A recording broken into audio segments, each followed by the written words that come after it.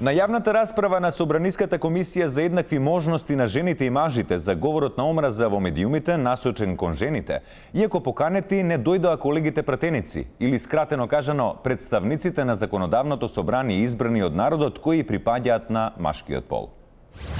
Како што дознаваме, мажите пратеници не можеле да дојдат на расправата, бидејќи биле зафатени со перење и пеглање по дома, а еден пиша на социјалните мрежи дека баш во тоа време перел садови. Освен што се презафатени по дома и дефокусирани со домашни обврски, мажите пратеници објаснуваат дека отсуствувале од расправата и затоа што нивните колешки кои доаѓаат на работа со кола не знаат да паркираат и може да им ја изгребаат колата на Собранискиот паркинг. А некои од нив се плавуши и ништо не разбираат, но сите се согласни дека говорот на омраза кон жените мора да запре.